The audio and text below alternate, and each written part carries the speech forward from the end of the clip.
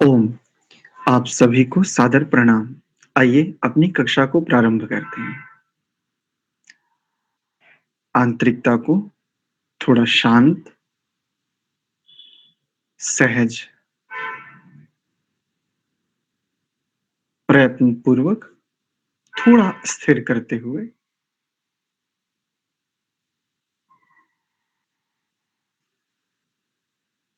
1-2 लंबा गहरा श्वास।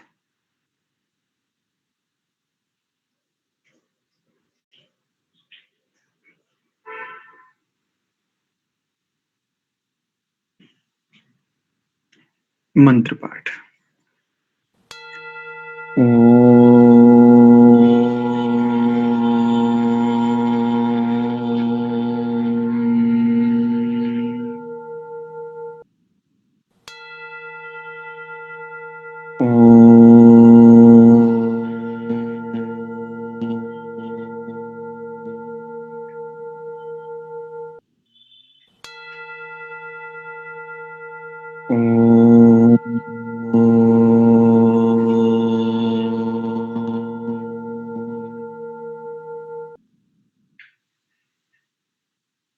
ॐ सहनाववतु सहनौ भुनक्तु सह वीर्यं करवावहै तेजस्विनावधीतमस्तु मा विद्विषावहै। ॐ शान्ति शान्ति शान्तिः।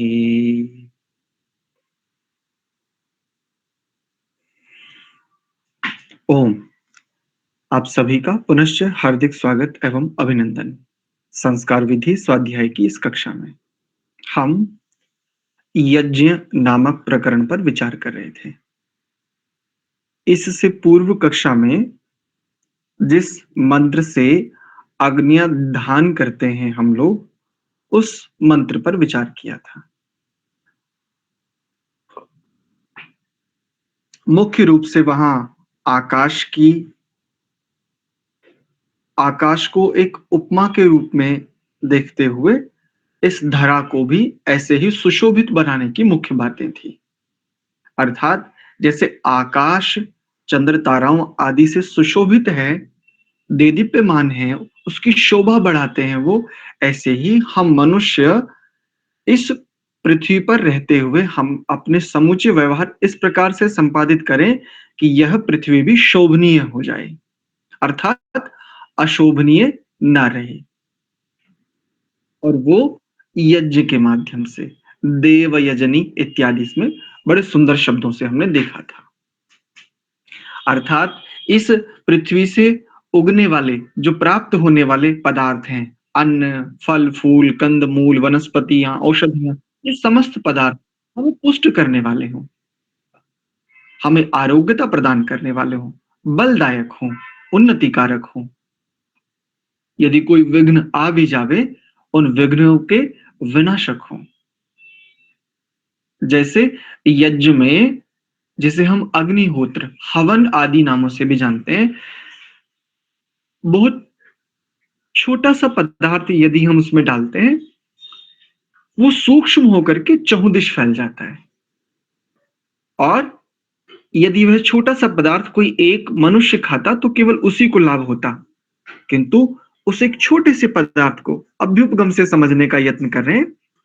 यद्यपि यज्ञ में तो कई प्रकार की सामग्री और घृत आदि का प्रचुर मात्रा में प्रयोग किया ही जाता है प्रायः करके, किंतु समझने की दृष्टि से एक छोटा सा पदार्थ जो अति उत्तम पदार्थ हो, उसको केवल एक मनुष्य खावे, वह पदार्थ उसी को पुष्टि देगा और आवश्यक नहीं है कि वह उसको पर्याप्त पुष्टि दे भी पावे।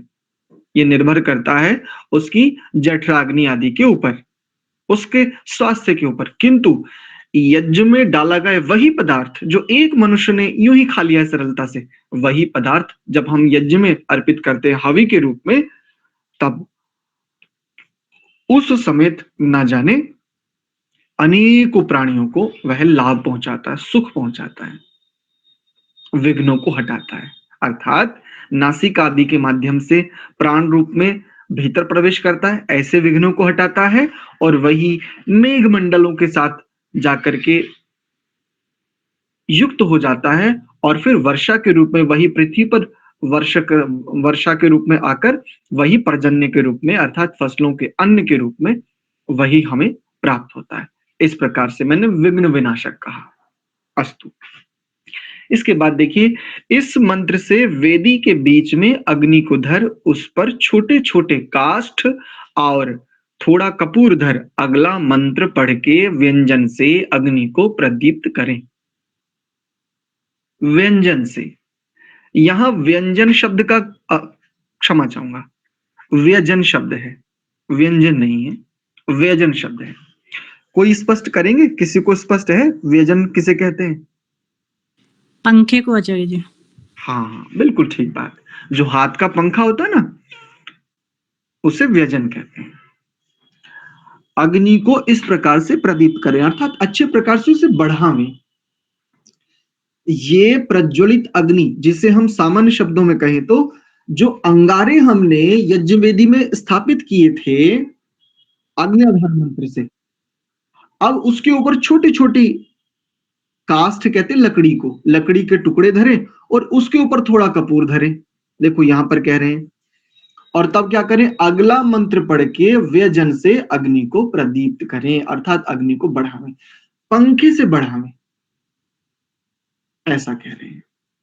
किंतु आज हमारे पास ऐसी उपलब्धताएं हैं, सीधे माचिस से दीपक जलाया, दीपक से कपूर, कपूर को अग्नि में स्थापित करते हुए यज्ञवेदी में हम आगे बढ़ जाते हैं। आइए अगले मंत्र को देखते हैं। किस मंत्र से अग्नि को प्रदीप्त किया जाता है? प्रायः करके वैसे मैं यूं कहूं कि मेरे लिए बड़ा प्रिय मंत्र है, आपने मेरे मुख से कई बार ये सुना होगा, उद्बुद्ध स्वाग्ने प्रति जागृहि इत्यादि। आइए आज इस मंत्र को, प्रभु ने हमें कृपा करके इस मंत्र को, समूचे मंत्र को जानने का अवसर प्रदान किया। इसके लिए हम भगवान को बड़ा धन्यवाद करते हैं। प्रभु आपने अति कृपा की। प्रिय वस्तुओं को भी हम जान नहीं पाते प्रायः करके, जो हमें बहुत प्रिय लगती हैं, लेकिन उसकी प्रियता को समूचे रूप में हम नहीं जान पाते। कई बार बस वो प्रिय ही रह जाती है। आज वह संदर्भ उपस्थित है। चलिए देखते हैं। सबसे पहले उच्चारण देख लेते हैं। ओम मंत्र से पूर्व ओम शब्द का उच्चारण प्लुत में करें, ये सदैव स्मरण रखें। प्लुत कहते हैं लगभग 3 सेकंड तक लगातार ओम का उच्चारण करें, लगभग 3 सेकंड। उद बुद्ध्य स्वा स्वाग ने, तो पदच्छेद पूरे पद का उच्चारण करेंगे तो उद्बुद्ध्य स्वाग्ने, प्रति, प्रति नहीं करेंगे, प्रति जागृ, जाग्र ऐसा बोलते हैं, जाग्रही, जाग्रही नहीं करेंगे, जागृही, त्वमिष्टा पूर्ते, संसृजे, सम नहीं करेंगे, यहां ध्यान रखिए, सम नहीं करेंगे, संसृजे, ऐसे जैसे संसार बोलते हैं ना, संसार, ऐसे ही यहां पर संसृजे था मयंच, मयंच, मयम नहीं करेंगे, मां नहीं करेंगे, या के ऊपर जो अनुस्वार है ना अंक बिंदु, उसको मां उच्चारण नहीं करेंगे, अशुद्ध है। हम मंत्र पाठ कर रहे हैं, ऋचा पाठ करें चाहे सस्वर पाठ करें, चाहे एक श्रुति में पाठ करें, अगर मंत्र पाठ हो रहा है तो मंत्र कहते हैं संहिता को, और संहिता किसे कहते हैं? परः सन्निकर्षः, हाँ, परः सन्निकर्षः संहिता, इसे संहिता कहते हैं। तो संसृजे था मयंच, अस्मिंत, अस्मिंत, मी आधा न और आधा ता, अस्मिंत, मिंत, देखो मैं बोल रहा हूं, अस्मिंत सधस्थे, सधस्थे, ते नहीं करेंगे, प्राय करके सधस्ते ऐसा कर देते हैं लोग, ये ध्यान रखेंगे। तो अस्मिंत सधस्थे अद्युत, अद्युत रस्मिन, अद्युत तरस्मिन ऐसा कर सकते हैं, अथवा अद्युत तरस्मिन विश्वे देवा यजमानश्च सीदत।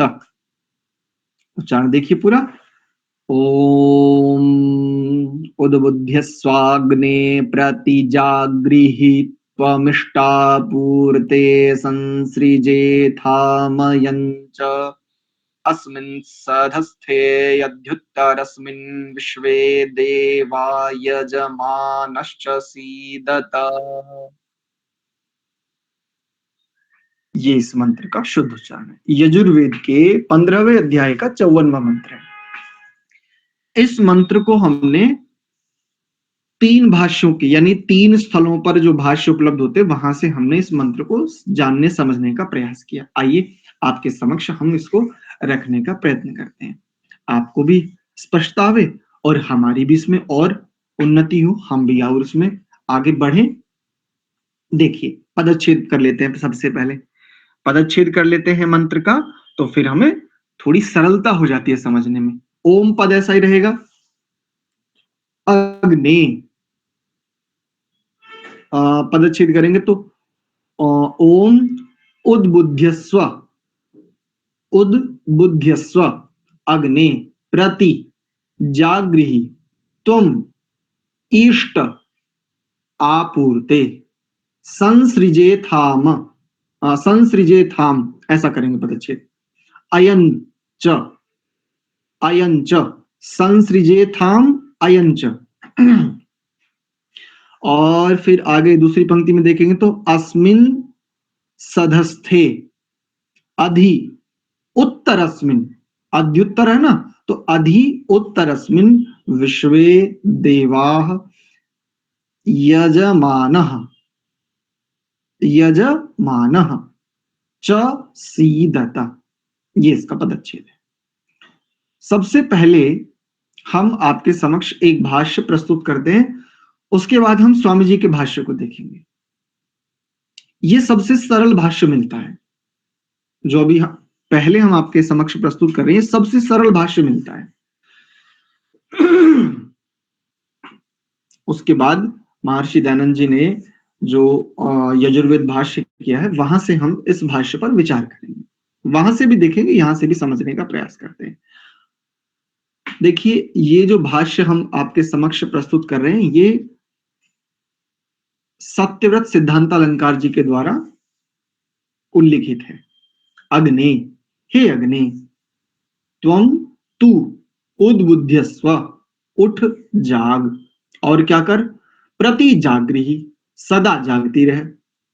हे अग्नि त्वं तू उद्बुध्यस्व, उठ जाग और प्रति जागृहि सदा जागती रहे। त्वं तू अग्नि अयं च, और यह यजमान इष्ट आपूर्ते, इष्ट अर्थात अभिलषित, जिन्हें हम चाहते हैं, जिनकी हम चाह रखते हैं, आपूर्त जो हमारे काम पूरे हो चुके हैं, जिन कामों को तुम करना चाहते हो या जिन्हें तुम पूरा कर चुके हो उनका। संसृजेथाम सर्जन, सर्जन करो, सृजन होना चाहिए वैसे, सृजन करो ऐसा, वैसे नए नए, सृजन करो को खोल रहे हैं, वैसे नए नए काम परस्पर सहयोग से करते हो। अस्मिन इस सधस्थे सामूहिक स्थान या यज्ञ में, अधि तथा उत्तरस्मिन इससे भी अच्छे सामूहिक स्थान या यज्ञ में, विश्वे देवाः सब विद्वान लोग, यजमानः च और यजमान, सीदता आकर बैठे। ये एक अर्थ है।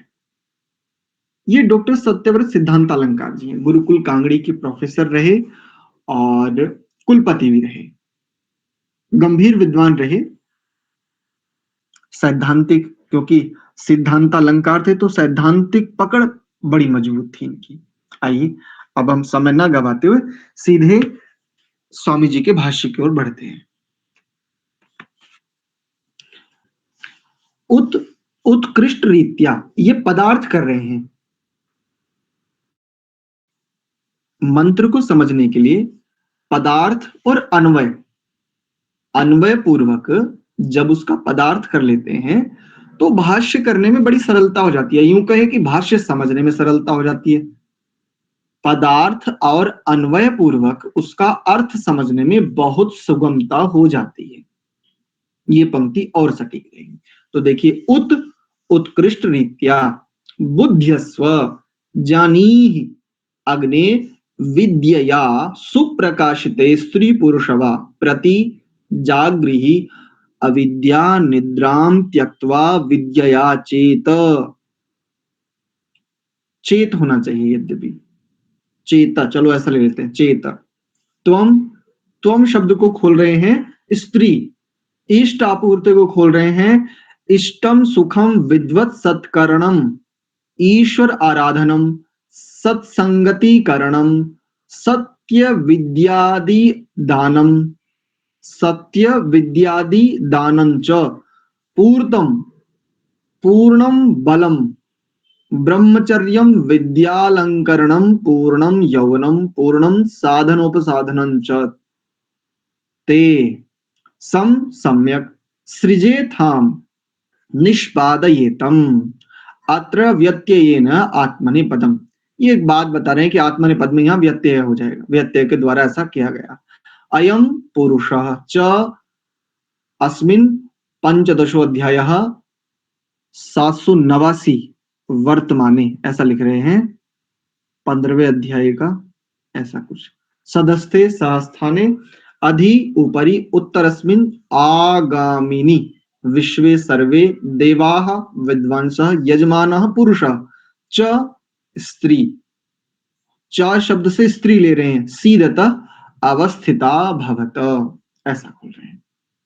अन्वय किया, हे अग्ने त्वम उद्बुध्यस्व सर्वान् प्रति जागृहि त्वम अयं च अस्मिन् सदस्थ उत्तर अस्मिंश्च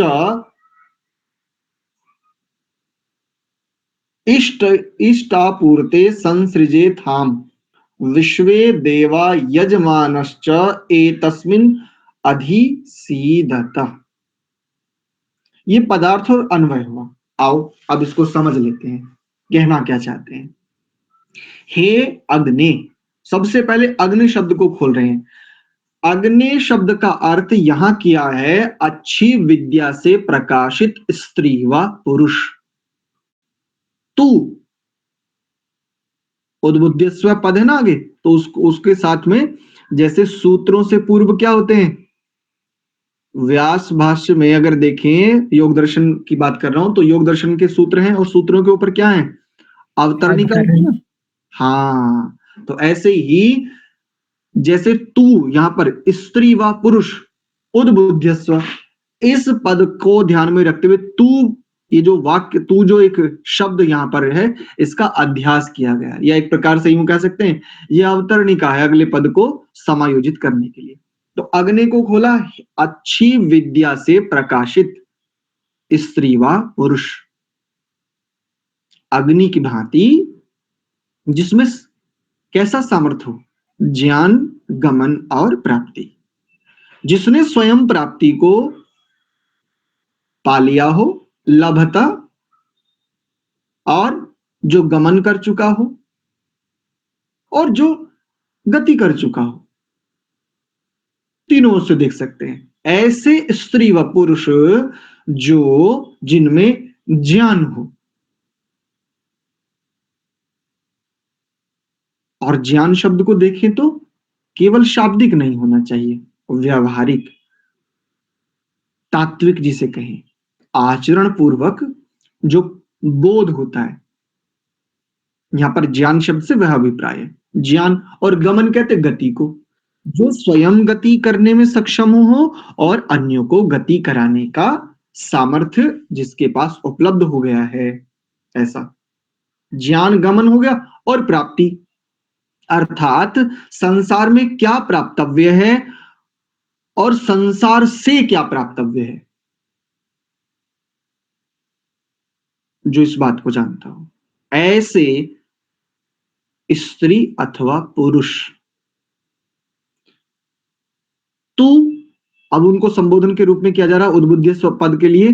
तू उद्बुद्धस्व, अच्छे प्रकार उद्बुद्ध हो जाओ, क्या अर्थात अच्छे प्रकार ज्ञान को प्राप्त होके सबके प्रति उद्बुद्धस्व, उद्बुद्ध हो करके सबके प्रति प्रति जागृही, अविद्या रूप निद्रा को छोड़ के विद्या से चेतन हो। ऊपर खोला था ना जो हमने पढ़ा था, देखो ऊपर हमने पढ़ा था ना, प्रति जागृही को अविद्या निद्राम त्यक्त्वा, अविद्या रूपी निद्रा को त्याग करके विद्या विद्या के द्वारा चेत जाग, कहते हैं ना चेत, अरे कब तक सोता रहेगा, अब तो चेत जा, अर्थात जाग जा, उठ जा, खड़ा हो जा। कब तक पड़ा रहेगा? बोले जी मैं गिर गया हूं, अरे गिर गया तो कोई बात नहीं, अंतिम बार नहीं गिरा है, आगे भी और गिरेगा। अब ये मत सोच कि और पहली बार नहीं गिरा और अंतिम बार नहीं गिरा है,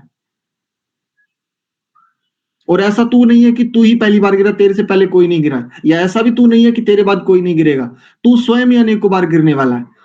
तो गिरा है तो क्या, तुरंत खड़ा हो जा। तो अविद्या निद्राम, निद्रा को यहां से अविद्या, अविद्या को निद्रा कह रहे हैं या निद्रा को अविद्या कह रहे हैं। शरीर को स्वस्थ रखने के लिए 5-6 घंटे की जो जो विश्राम स्थिति है, उस निद्रा के त्याग की बात नहीं है यहाँ, अविद्या रूप निद्रा के त्याग की बात है।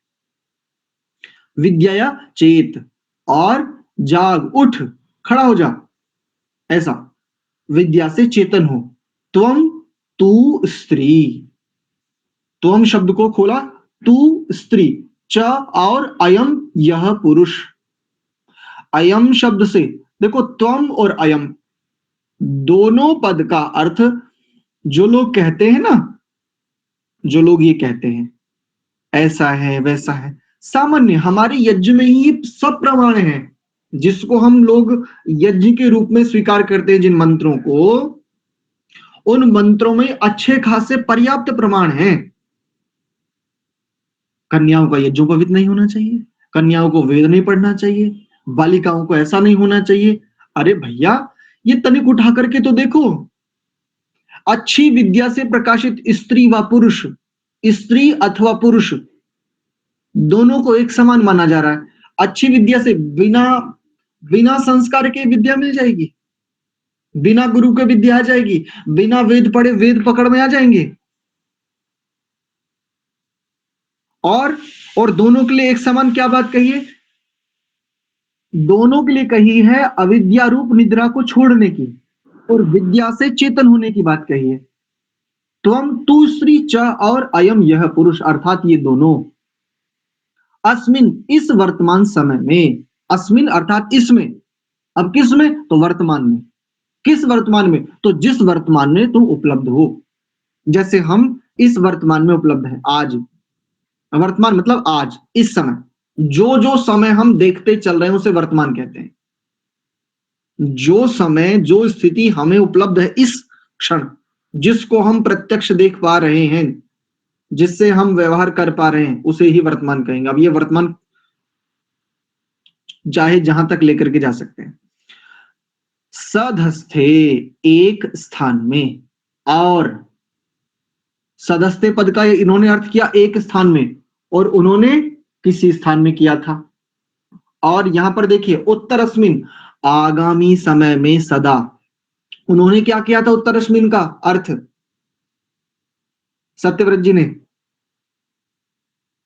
किसी दूसरे ऐसे ही इस बड़े स्थान में अथवा यज्ञ के स्थान में, लेकिन ये क्या कर रहे हैं, अस्मिन को खोलना है इस वर्तमान में, सदस्ते एक स्थान में, अस्मिन सदस्ते इस वर्तमान एक स्थान में, और उत्तरस्मिन आगामी समय में भी, भविष्य काल के लिए भी कहा जा रहा है, उत्तर कहते बाद को, उत्तरस्मिन आगामी समय में भी सदा इष्ट आपूर्ते, इष्ट सुख, शन्नो देवी रभिष्टय आपो भवन्तु पीतये संयोरभि स्रवन्तु नः, हम लोग संध्या में बोलते हैं। अभी अभी हम ब्रह्म यज्ञ का बढ़िया से स्वाध्याय करके आए। ईस्ट आपूर्त, ये जो इसमें शब्द है ईस्ट, उसमें भी आता है रभिष्टये, तो जब हम उसका पदच्छेद करते हैं तो उसमें से पद निकल करके आता है अभीष्टय, अभीष्टय ऐसा। तो ये अभीष्ट होता क्या है, इष्ट सुख कहते किसको है, तो देखो जितना बढ़िया से आग्रही व्यक्ति भी होगा ना, एक बार को पढ़ करके ये अवश्य कहेगा, अरे बड़ा व्यापक अर्थ किया है। अगर अपनी सनातन परंपराओं में किसी भी परंपरा का हो, अगर केवल गंभीरता से स्वाध्यायशील होगा ना, पढ़ करके ये जरूर कहेगा अर्थ बड़ा विशिष्ट किया है।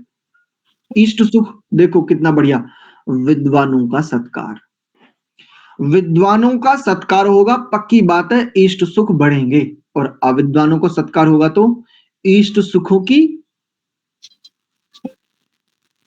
क्यों जी घटती होती जाएगी, बढ़ेंगे नहीं, हानि ही होगी उनकी। आगे कहा ईश्वर का आराधन, ईश्वर का आराधन, ईश्वर का आराधन जिसे हम उपासना कहते हैं। अब कई लोग जो नए नए बेचारे जुड़े होते हैं वैदिक सिद्धांतों से, वो कहते हैं ईश्वर की आराधना तो ये तो पौराणिकता है, ईश्वर की आराधना आराधना तो बस वही है जिसको हम मूर्ति पूजा आदि से कहते हैं। यहां तो देखो सीधा सीधा शब्द है, ईश्वर का आराधन, इष्ट सुख, अभीष्ट, अभीष्ट की सिद्धि के लिए भी ईश्वर का आराधन अत्यंत आवश्यक है। और आगे अच्छा संग करना, जिसे सत्संग कहा, सत्संग, इसको दो तरह से खोलते हैं। सत मतलब सत्तात्मक, सत्तात्मक पदार्थों का संग करना। सत्संग शब्द को दो तरह से खोलते हैं, एक सत्संग अर्थात सत्तात्मक पदार्थों का संग करना, उनकी समीपता, उनको जानना, उनको समझना, एक ये सत्संग का अर्थ किया जाता है। और एक सत्य का संग, ऐसा भी सत्संग का अर्थ किया जाता है। दोनों से देख सकते हो, क्योंकि सत्य भी तो वही होगा ना जो जो वस्तु होगी, जो वस्तु है ही नहीं उसको तो सत्य नहीं कहा जा सकता ना। जैसे कहें खरगोश के सींग, अब खरगोश के सींग केवल कहने के लिए होते नहीं, या आकाश का फूल केवल कहने को होता नहीं, या बंध्या स्त्री के पुत्र का विवाह, अगर उसका पुत्र हो सकता तो उसे बंध्या क्यों कहते, इत्यादि। सत्संग और सत्य विद्या आदि का दान देना, सत्य विद्या आदि का सबसे पहले सर्वेषामेव दानानाम ब्रह्मदानम विशिष्यते, संसार में जिसको जो आवश्यकता हो, अन्न भोजन वस्त्र आदि, चिकित्सा के आदि के रूप में कुछ भी सहयोग किया जा सकता है, दान किया जा सकता है। हमारे पास अगर पर्याप्त मात्रा में है तो कहीं भी जहां आवश्यकता हो वहां अन्न भोजन वस्त्र चिकित्सा आदि के जो पदार्थ हैं उनको दान रूप में दिया जा सकता है, सहयोगार्थ। किंतु इन सब में भी क्या विशेष है, ब्रह्म दानम, विद्या का दान सर्वश्रेष्ठ है, विशिष्यते, सत्य विद्या का दान, इससे इष्ट सुख की सिद्धि होगी। यह इष्ट और इन सब के लिए क्या चाहिए, पूर्ण बल, पूर्ण बल अर्थात ब्रह्मचर्य। ब्रह्मचर्य को हमने पिछले मंत्र में देखा था, 5 प्रकार के अर्थ आपको बताए थे ब्रह्मचर्य के। केवल वीर्यादि धातुओं की रक्षा, या तो एक ही अर्थ प्रचलित आपने सुना होगा, और एक ब्रह्म में विचरण, बस ये सुना होगा। पिछली कक्षा में हमने 5 अर्थ बताए थे कि ब्रह्मचर्य के, ये मतलब केवल ऐसा ना समझे कि अंतिम है, बहुत कुछ खोजा जा सकता है, बहुत कुछ। अस्तु, ब्रह्मचर्य विद्या की शोभा, पूर्ण युवावस्था, साधन और उपसाधन, अर्थात पूर्ण युवावस्था है, यह भी इष्ट है, अभीष्ट है, इष्ट सुख है। जो इष्ट सुख है वह पूर्ण युवावस्था में सिद्ध हो सकता है। अन्यत्र यदि हम इष्ट सुख चाहेंगे तो वैसी सिद्धि नहीं हो सकती पूर्ण युवा अवस्था से इतर। किशोर अवस्था में नहीं हो पाएगी, बाल्यकाल को तो छोड़ ही देते हैं, शैशवावस्था तो है ही पराश्रित, और इसके बाद प्रौढ़ में जिम्मेदारियां नैतिकता उनसे उनसे रिक्त होने की स्थिति आ जाती है, और वृद्धावस्था को तो कहा ही क्या जाए, अब वहां तो सुख जैसी कोई बात ही नहीं, वहां तो बस ऐसे समझ लो कि जैसे काम निपटने के बाद सामान समेटते हैं ना, बस अब संसार में सारा काम निपट चुका, अब सामान समेटना, अगले की तैयारी करनी, अब वापस फिर से, तो वृद्धावस्था तो बस ऐसे समझ लीजिए।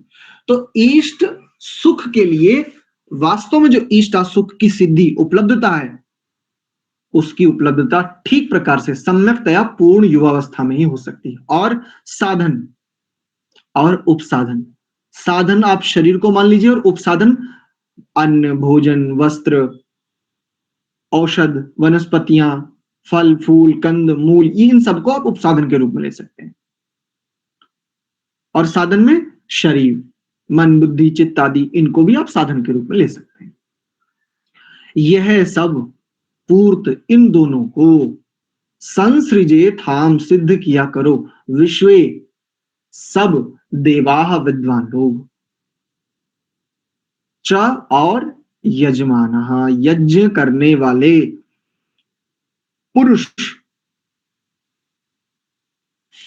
व स्त्री, तू इस एक स्थान में अधिसीदता उन्नति पूर्वक स्थिर हो जाओ।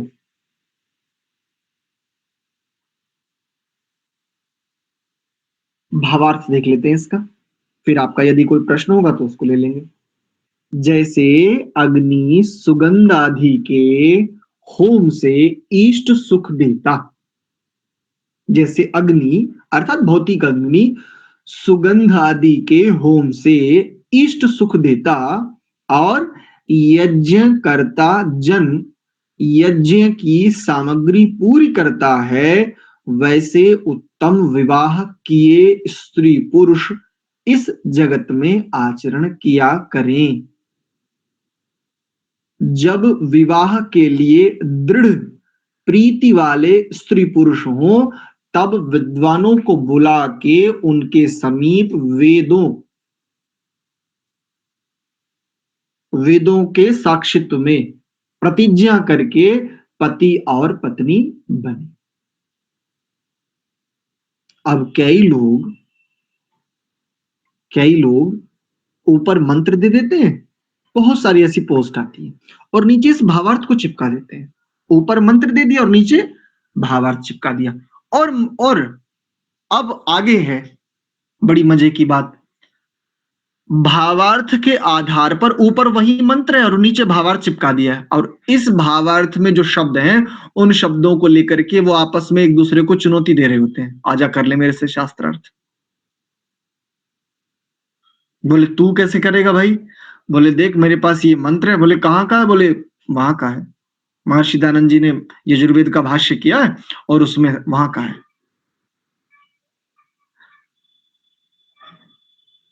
वहां का भावार्थ है। अभी हमने भी देखा और आपने भी देखा, कहीं इसमें विवाह से संबंधित एक शब्द भी था इस मंत्र में? क्यों जी? नहीं जैसे कि इसमें नहीं है। नहीं है ना। जैसे इसमें नीचे एक पंक्ति है, जब विवाह के लिए दृढ़ प्रीति वाले स्त्री पुरुष हों, तब विद्वानों को बुला के उनके समीप वेदों के साक्षित्व में प्रतिज्ञा करके पति और पत्नी बने। ऐसा ऊपर इससे पहली वाली पंक्तियों को ठीक है, इससे पहली वाली पंक्तियां इस मंत्र के साथ ठीक ठीक समायोजित हो सकती हैं, लेकिन ये वाली जो पंक्ति है नीचे वाली, जब विवाह के लिए, यहां से क्या इस मंत्र के किसी भी वाक्य से ऐसा ऐसा संगत अर्थ दिखता है हमें? लेकिन प्राय करके हमारे ही अपने कुछ युवक कुछ युवतियां भी आपस में अनावश्यक विवाद खड़ा कर रहे होते हैं। अनावश्यक, या तो ठीक प्रकार से समझ ले में, या तो उनके उनके पास ऐसी बुद्धि होनी चाहिए कि ठीक ठीक संदर्भ को ठीक रीति से प्रस्तुत कर सकें। मंत्र है तो मंत्र का प्रमुख होता है भाष्य।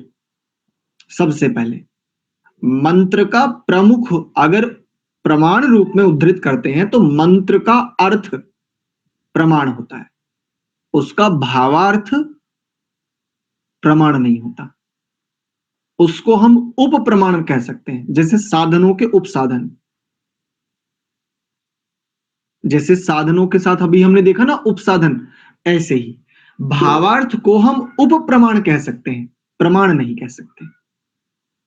क्योंकि मुख्य प्रमाण तो मंत्र का अर्थ ही है।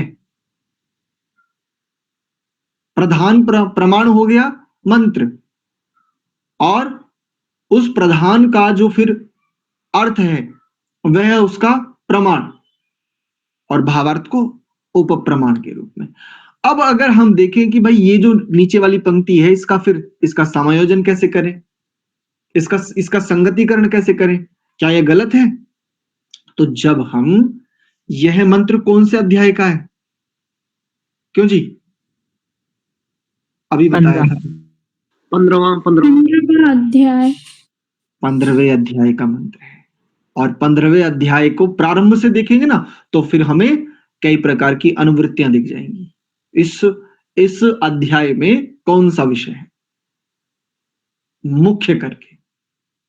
अलग अलग मंत्रों में अलग अलग विषय होंगे, लेकिन अनुवृत्ति भी तो चलेगी ना। और अनुवृत्ति कई प्रकार की होती है, हमने पिछली कक्षाओं में भी चर्चा की थी। उत्कर्ष अनुवृत्ति होती है, एक सामान्य अनुवृत्ति होती है, एक मंडूक प्लुत अनुवृत्ति होती है, इत्यादि। अर्थात ऊपर से नीचे आने वाली ये अनुवृत्ति है। एक उत्कर्ष अनुवृत्ति होती है, यानी नीचे से ऊपर की ओर भी चली जाती है। और एक मंडूक प्लुत होती है, जैसे मेंढक कूद कूद करके चलता है, मंडूक प्लुत अनुवृत्ति ऐसे कहीं कहीं पर जाकर लग जाती है। इस आधार पर अगर हम ठीक ठीक देखें, अन्यों को समझावें, तो फिर एक सही स्थिति से हम अन्यों के साथ जो व्यवहार कर रहे हैं हमें भी लाभ होगा, और हम अपने आचार्यों के जो समाज में अपमान किए जा रहे हैं उससे भी तनिक बचे रहेंगे। बात को तब हम प्रमाण रूप में आपस में विवाद करने का, आपस में विचार करने का तब ठीक ठीक बनता है जब हमारे पास कम से कम ऐसी स्थिति तो हो कि हम पूर्वापर प्रकरण पर, एक ही मंत्र के पूर्वापर प्रकरण पर विचार करने की स्थिति रखते हैं, इतना। और वहां पर भी आग्रह न रखें, क्योंकि मैं अपनी ओर से पहले खूब प्रयास कर लेता हूं जैसी अनुकूलता होती है, और खूब प्रयास करने के बाद जब हम यहां स्वाध्याय के रूप में देखते हैं तब मैं अपना 100% लगाता हूं, भगवान को ये कहता रहता हूं, प्रभु बस त्रुटि ना हो। अपनी ओर से पहले पर्याप्त परिश्रम कर लेता हूं, उसके बाद जब आप लोगों के साथ स्वाध्याय करते हैं तब मैं अपनी ओर से पूरा प्रयास करता हूं। फिर भी भगवान के प्रति यही एक भाव रहता है, भगवान अच्छा जाए या ना जाए, बस गलत ना चला जाए, मेरे माध्यम से रक्षा करते रहना प्रभु। और मैं तो चलो एक अभी अभी एक सामान्य स्थिति वाली है, अगर विद्वानों के समक्ष जाएंगे यही स्थिति और गंभीर मिलेगी, बिल्कुल और गंभीरता से मिलेगी यही स्थिति। कभी कोई ये नहीं कहता कि जो बस बात मैंने कह दी अंतिम सत्य है, कोई नहीं कहता। लेकिन जो अभी नए नए परिचित हुए हैं वैदिक सिद्धांतों से, वो लोग आपस में प्रायः करके झगड़ रहे होते हैं। इन लोगों को ऐसा करने से बचना चाहिए, ये बिल्कुल ठीक नहीं है ऐसा। तो ये इस मंत्र का अर्थ था। हाँ, माता जी कुछ प्रश्न पूछना चाह रहे थे जी, आप प्रश्न पूछ लीजिए। क्या प्रश्न था आपका शोभा माता जी? उसके पहले जो स्क्रीन पे आ रहा था ना, आपने उसका अर्थ बताए हिंदी में, और उसके ऊपर संस्कृत में दिया हुआ था वाक्य, उसी का ही अर्थ था ना वो भावार्थ? नहीं, भावार्थ जो होता है वो मंत्र को ध्यान में रख करके भी होता है, और मंत्र जिस अध्याय में है, जिस कांड में है, जिस सूक्त में है, उस कांड, उस सूक्त, उस अध्याय को ध्यान में रख करके भी भावार्थ दिया जाता है। मंत्र का भी होता है और पूरे अध्याय को भी संगतिकरण कर सकते हैं, पूरे अध्याय का संगतिकरण करते हुए भावार्थ के रूप में ऐसा भी दिया जाता है। जी, जैसे एक चीज और बताइए, इसी मंत्र में यजु लिख के मतलब 0 लिखा है, फिर 15 लिखा है, तो 0 का कुछ अर्थ है क्या? उसको समझेंगे। यजुर्वेद यजु लिख करके जो शून्य लिखा है ना, उस शून्य का अर्थ होता है यजुर्वेद, यजुहु वेद ऐसा। और उसकी संहिता बनाएंगे तो यजुर्वेद ऐसा हो जाएगा। ठीक है माता जी? हाँ जी, ठीक। चलिए ठीक है। अन्य किसी का कोई प्रश्न नहीं है? जी पूछिए। आचार्य जी, ये जैसे आपने बताया कि जो मतलब नीचे लिख कर भेज देते हैं, तो ऐसा नहीं करना चाहिए क्या फिर? मेरे विचार से ये ठीक नहीं है। अगर मंत्र प्रमाण रूप में कहीं हम प्रस्तुत कर रहे हैं तो मंत्र का भाष्य हमें देना चाहिए, चाहे उसमें संस्कृत के शब्दों को सहित अगर भाष्य देंगे अति उत्तम रहेगा, नहीं तो ऊपर मंत्र और संस्कृत के शब्द हटा करके भी भाष्य दिया जा सकता है। किंतु ऊपर मंत्र दे दिया पूरा और नीचे जो भाष्य दिया हुआ है संस्कृत शब्द सहित, अगर ऐसा हम प्रमाण रूप में दे, देखिए प्रमाण देने का मुख्य प्रयोजन है भ्रम की निवृत्ति और ज्ञान की वृद्धि, जैसा कि इस मंत्र में भी अभी अभी हम देख रहे थे।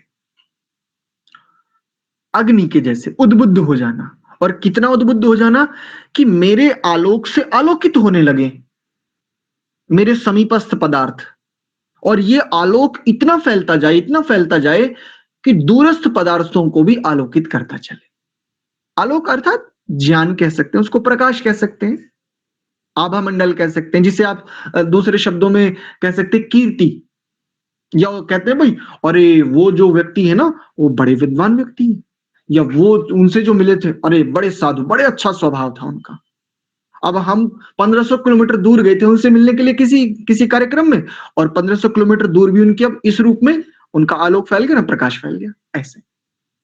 तो मुख्य बात, प्रमाण आदि वहीं प्रस्तुत करें जहां सामने वाला जिज्ञास से भाव से युक्त हो।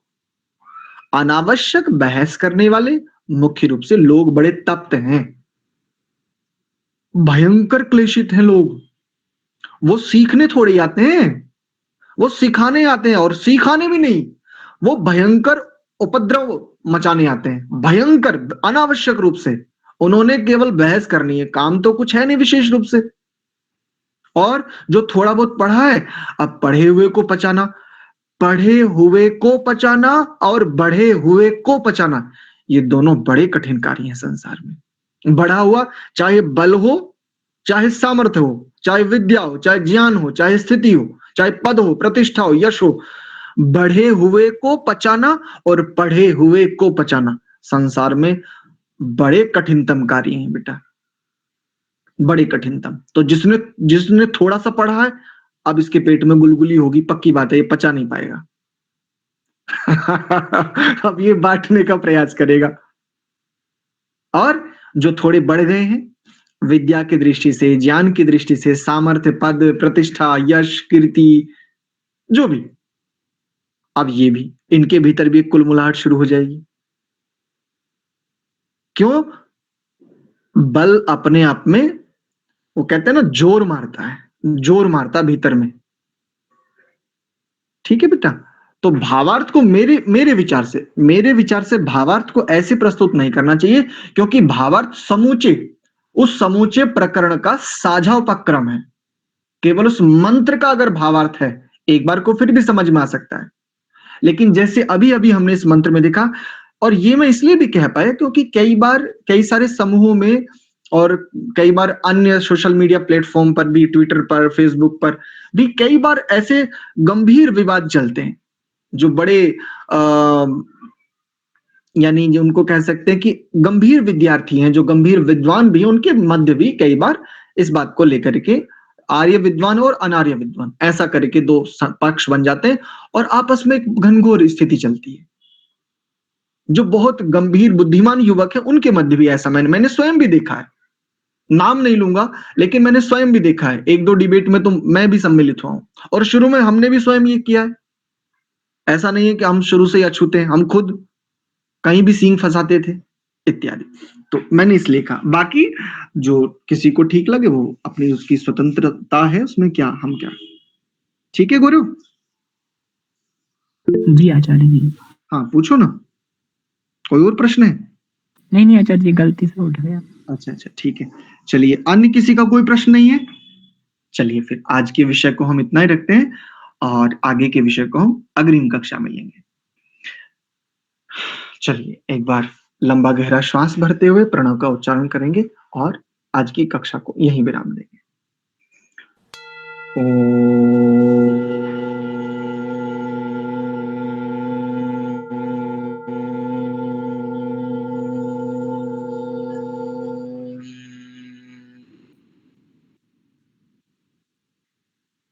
शांति शांति शांति ही।